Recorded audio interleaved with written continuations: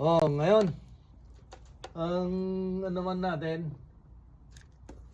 pag-aralan natin yung paanong magkabit ng ceiling fan.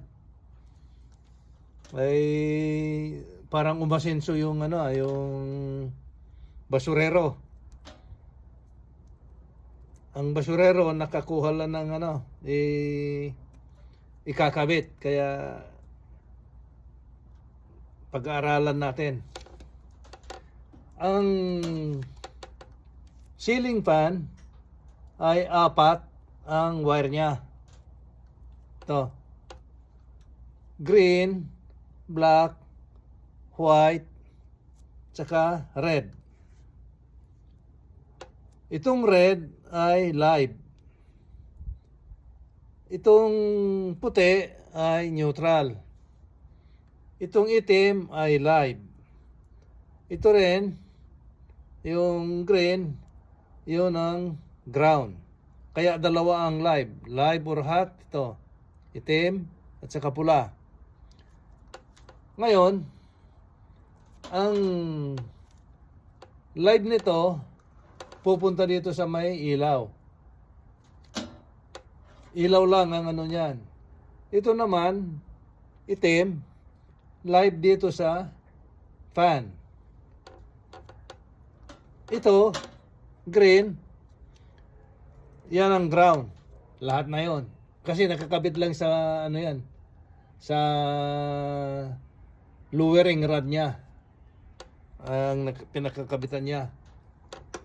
Tapos yung puti, ito yung common, no, not common. Ito yung neutral. Neutral ng fan at saka neutral ng ilaw. Ito walang ilaw to. Pero may nakaabang na paglagyan ng ilaw to. Nakaabang na yan. Yung kuryente niya. Ito. Kaya, ngayon, yung galing sa switch ay tatlo. Tatlo lang.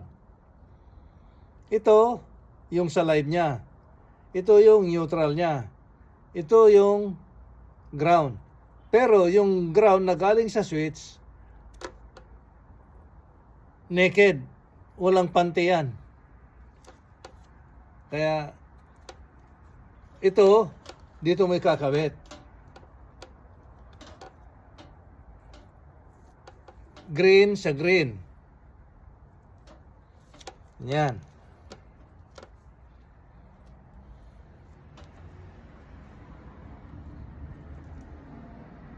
Yan. Tapos magkakaparehas yan, yung puti sa puti, itim sa itim. Ganyan ang niya pagkabit. Yan, ganyan. Dahil sabi natin, itim sa itim ay dalawang live. Kaya pagsasamahin mo ito ngayon dito sa itim, dito. Kaya magiging live ng fan at saka yung ilaw. Pero kung walang ilaw, kagaya nito, walang ilaw, huwag mo nang ikabit. Huwag mo nang ikabit. Tiklop mo na lang. Yan, ganyan Ganyan. Ayos. Ganun lang ang paglagay. Natuto rin ng basurero. Pero nagmabasura pa rin. Yan, ganyan ang paglagay Puti sa puti, green sa green, green sa ground, yung naked, tapos itim, at saka itim sa itim, at saka red. Ayun. Ayos na. Di ba? Madali lang.